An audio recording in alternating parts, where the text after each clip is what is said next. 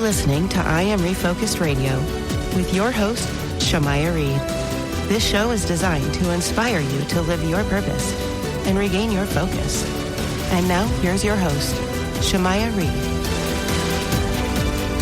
Hey, welcome to I Am Refocused Radio. Once again, we are here today, and just like any other time, we have another awesome guest for you all today. Today, we have a honor talking to John David Graham. He has an amazing website, JohnDavidGraham.com. That's JohnDavidGraham.com. We're going to learn everything about what he does. I mean, he's the founder of Good Samaritan Home. It's a housing and mentoring program that's helping men and women restart their lives after prison.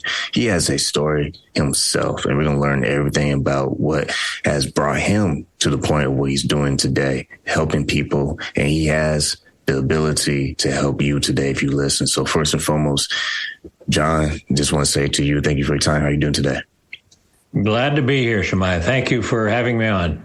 Appreciate you being here. And like I said, you have a pretty awesome story yourself. So before we start talking about Good Samaritan Home, kind of tell us a little bit, what is John's story and how did all this today start?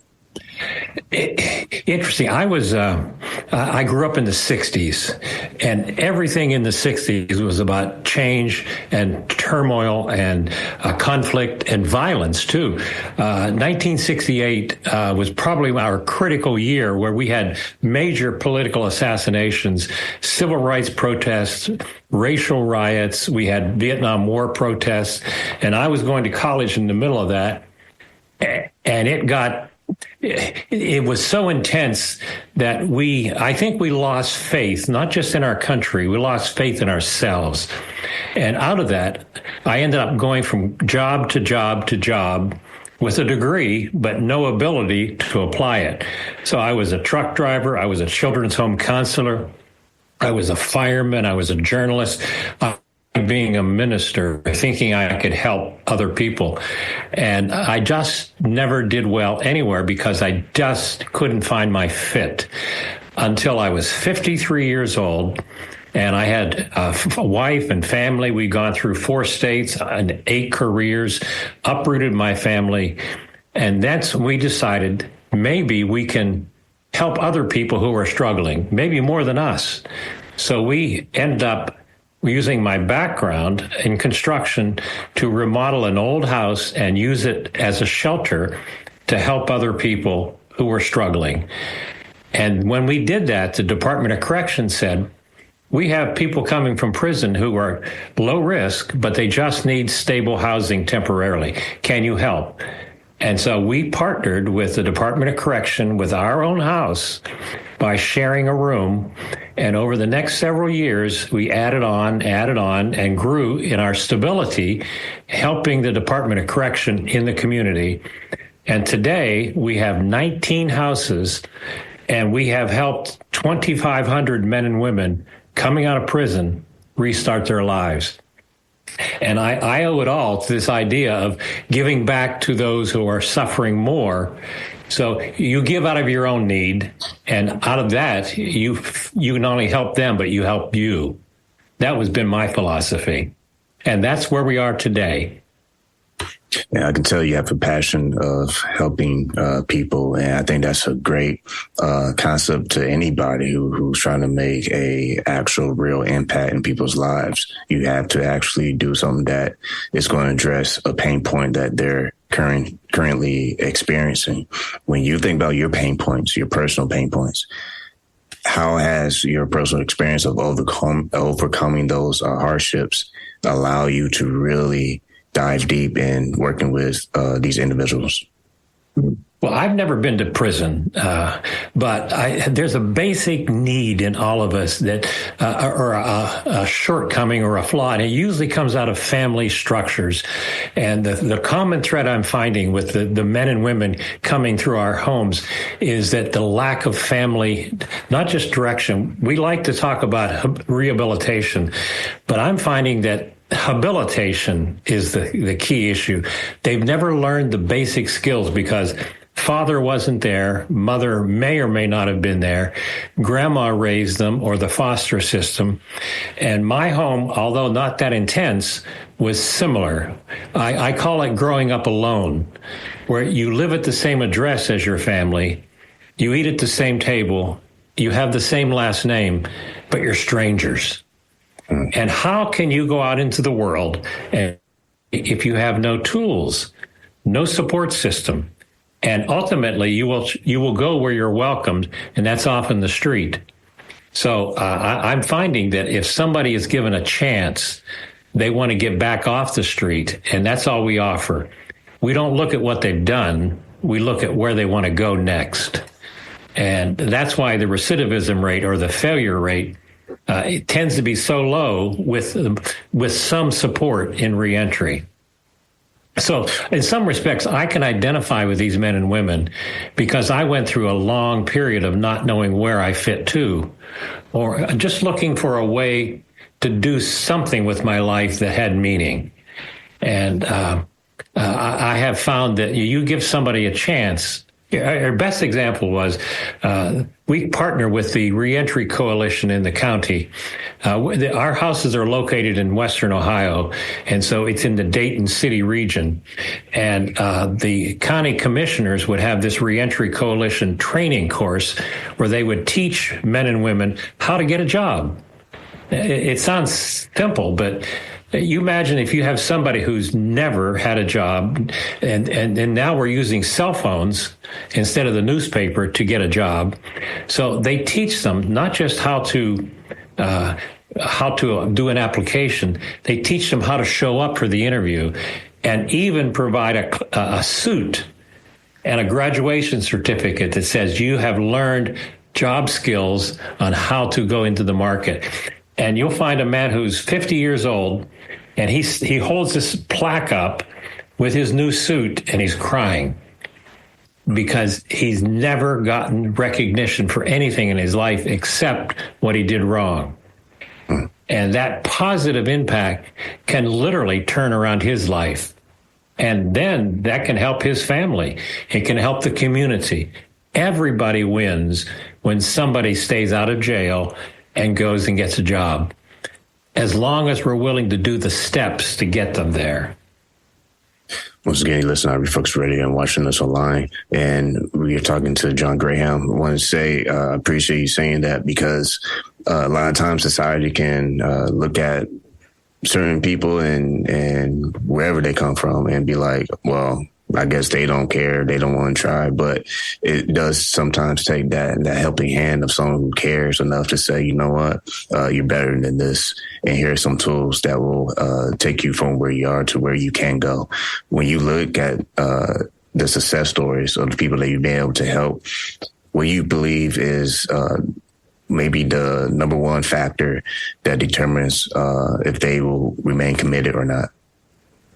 Well, the biggest issue we deal with is addictions and mental health issues, because if with the prevalence of drugs and using drugs to self-medicate, particularly if you're coming out of some dysfunction, you like to think it solves your pain, but actually just exacerbates it. So that's where we have to partner with the drug counselors and the drug issues and the mental health counselors, because if you can get somebody stable superficially, then you can deal with the underlying issues. And you take somebody like Jimmy, he had been in and out of prison most of his life. And when he came to us, he was 67 years old, schizophrenic, and they found him in his truck in the middle of winter near death because the truck had broken down. And he had been a veteran, so the VA hospital asked if we could take him, and they would guarantee his schizophrenia medication. And Jimmy came to us for a week, 2 weeks, 3 weeks, a year. Jimmy stayed 14 years and became not part of our family, but about as close as you can get. And when he died at age 81, he said, "This was the only home I ever had." And that to me, and without his medication, he was banned from the mental health office because he was so bizarre. But on his medication, working with the VA, he actually was a decent guy. And he would often say, he'd come over to our porch and say, I just want you to know I love you guys. And all we did was just meet him where he was. That's all. That's very enlightening, and that's inspiring as well, because before we move further, if there are people that may know someone or may be a candidate themselves or know someone that will probably benefit from the work you do, what's the process look like for someone to reach out and go through, start to finish, how they can find out if they'd be a good fit to use your services? Well, we're contracted with the Ohio Department of Correction, so it'd have to be a referral would have to come through the parole department, so they have to be on Ohio supervision, and so that limits our outreach in some degree. But I'll be quite candid, Ohio surprisingly is very progressive in reentry issues, probably one of the best in the nation, because they did some academic research about 25 years ago, and they found that there are some basic things needed for reentry. And the primary issue is housing. If you can offer housing, then you can offer a degree of stability. That will lead to a job. That will lead to paying your bills, paying your child support. Actually, it opens up doors to everything. And so by partnering with all these issues together, now there are other agencies just like ours, and I'm sure they're in other states too. But what I would recommend people do is contact me through my website, and we can certainly find some option somewhere, somehow. Well, I appreciate you doing that. And once again, you're tuning in, you listen to Refocus Radio and watching us online, go to his website, johndavidgraham.com. Again, that's johndavidgraham.com. When you look at life, people, they have faith and they believe what they believe. For you personally, what's some of the things that you look at, especially when life is beyond your control? What are some of the things that you hold on to keep you grounded as you navigate your life? What I found through those 30 years when I'm going from job to job, it would be really easy to quit. And when I turned 65, I wanted to write a book. I always wanted to write a book, but I determined to write a book about second chances. And because that was what my life had represented and my work now with Good Samaritan Home. And so I wrote this book, and it took me 3 years to write it.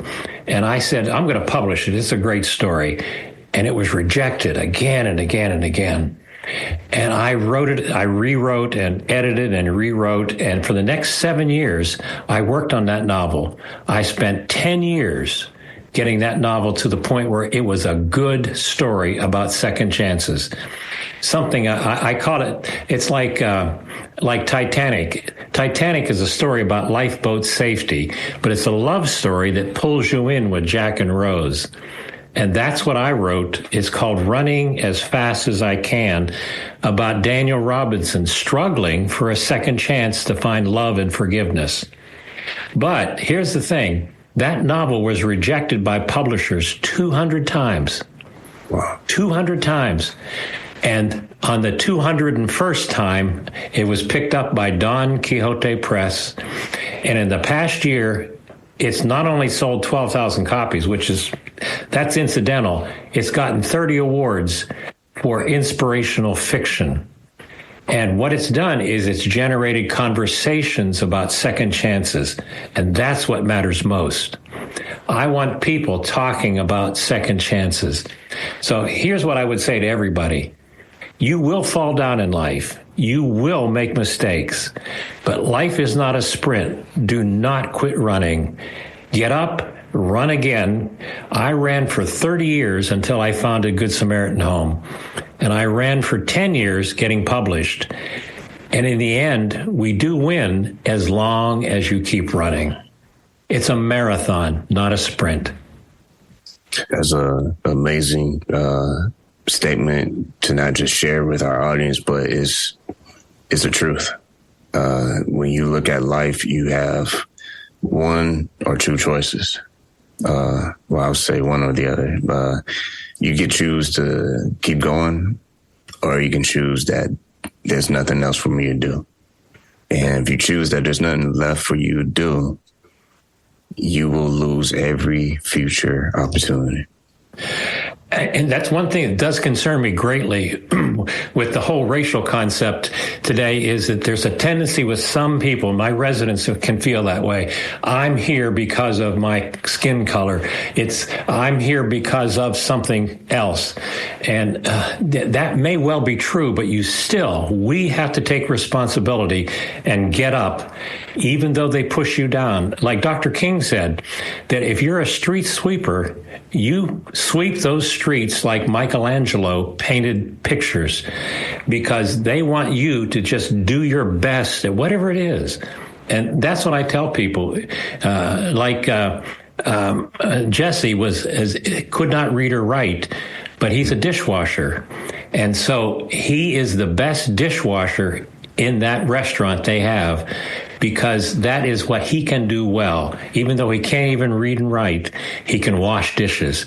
And Jesse not only succeeded in our program, he's renting from us, and he'll probably be with us indefinitely, because he found a home where he can be safe. And that's he's doing his part, so we can help him do our part. Yeah, I think that's the key thing you just said. When the person does their part, that's when open doors start to show up in your life. And you cannot control the doors that close on you, but you can control how you are in the moment, because what you're doing that very moment, it is possible that it can open up a future door.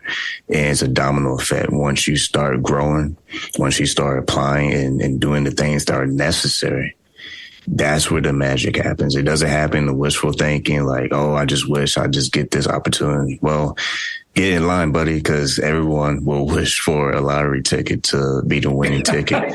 I know I'll be the first one to raise my hand, but anything that's of value, it takes commitment, it takes sacrifice, and it's usually the one you see in the mirror. No one else is going to sacrifice for you. And the funny thing is, it's the rejections that make us stronger. It's the setbacks. It's the failures. If we get up, I think of rejection like a broken bone. Yes, it can cause us to limp, but it can also make us stronger. Wow. And if we have a limp, if we lean on somebody, we can walk strong together. Man, that was good. I appreciate that, because that is something that we don't always focus on, pay attention to. It's easier and more convenient to blame everybody and say, well, it's because this happened to me, or it's because they rejected me, or, well, like we are saying right now, it's up to you, the individual, to say, you know what, wait, I know this is probably not the best sunny day in the current time of my life, but it might be shady today, but that doesn't mean the sun's not coming out tomorrow. It doesn't mean that it's the end of the road. Sometimes we're at the bend of the road and we don't know what's on the other side, but you definitely will not know what's on the other side if you stop and quit right now. And you will never understand that sometimes things work together for you to have a presented opportunity. And I like to say, that success is heavy and it can crush you if you're not ready for it. So as we're getting close, what will you say to how people can understand what success is? Because sometimes if we are not preparing ourselves, when it does come, it can crush you. And if it comes prematurely, you may not be able to manage it well.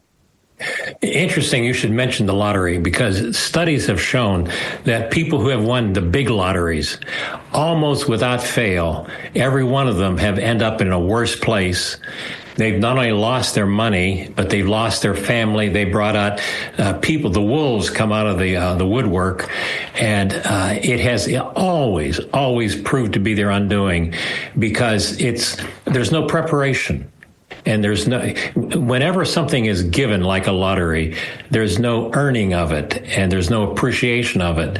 And it's almost like the temptation in the wilderness. It will eventually pull you down if you're not careful. It's like athletes who make suddenly out of high school all this god-awful money. And 5 years later, when they lose their career, they're broke. And at 25 years old, their life seems to be over because they thought it was a sprint, and they didn't realize that it's a slow marathon to not just to find success, but to find maturity. And it took me a long time. I'm 76 years old, and I'm just now reaching the point where I think I can keep up with the crowd. It just takes a lot of work. I like how you said it takes not just being mature, but the slow process, the slow daily check-in. Like, a lot of times we want to wake up tomorrow and it's like, yeah, I want all the success in the world. I just want to start the business and then have 20,000 clients knocking on my door. But that's not how it works. Because even if you did get to 20,000, they can stop, and then the next 3-4 years, you're just kind of limping along and trying to, make things work. But what I'm trying to say is, when you look at life, it is made brick by brick of what we decide to do. Touch on that for the audience, because our decision making, even if we don't make a decision, you're still making a decision to delay the decision. Talk to the audience about the importance of actually being decisive in what we're doing, especially when we're talking about the whole making progress and looking at life as a marathon versus a sprint. And I will say that starting off with any entrepreneurial work, no matter if it's nonprofit or not, there is great risk. And when we started, 20 other agencies started just like us, because faith-based initiatives were very popular under President Bush. And today, we're the only one left, because so many of them were looking for the easy grant money. And we said, we're not looking for the grant money. We're looking for the need in the community. And for 5 years, we had no income. I had no income for 5 years. So I would say is that whatever you're going to do, don't ask what you want to do. Say, what does the community need? And then you take off the white shirt and tie, put on your work clothes, and go out and get dirty to do that. And I spent, I don't know how many years it was, remodeling these old houses because we couldn't afford anything. So we would buy the oldest house in the neighborhood and fix it up so the community would get a better house. But also, by doing it ourselves, this became a representative of changing lives, changing houses, remodeling people. And so it remodeled me. I can't tell you how many times I crawled through an attic or a basement trying to get the wiring and the plumbing right.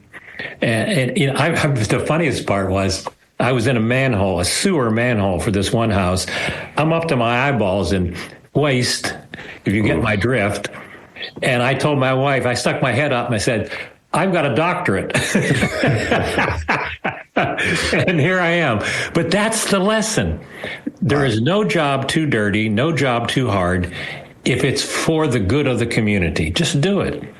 Yeah, I love that, because that's a great point to think on, because a lot of times we can see ourselves too important to do certain things because we have this selfish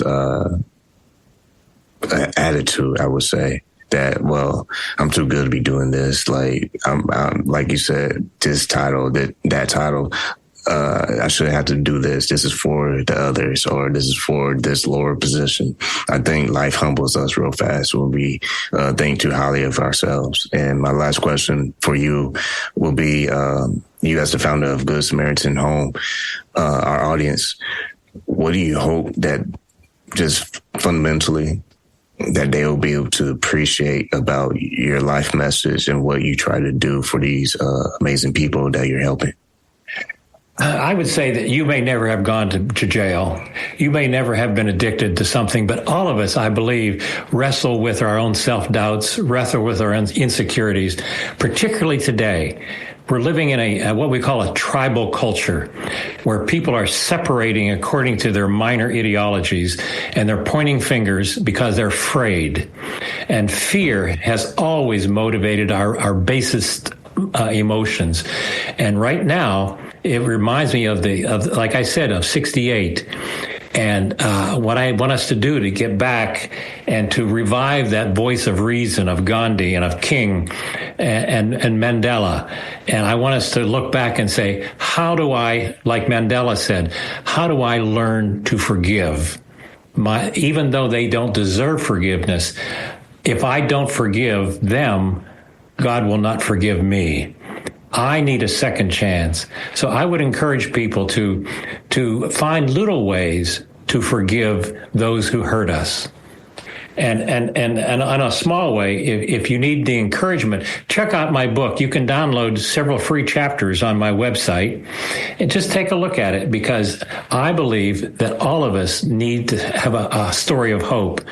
And that's what the book is. It's a story of hope of somebody who struggled like you and me, and he made it eventually, but it's never, never easy. That's the story of life.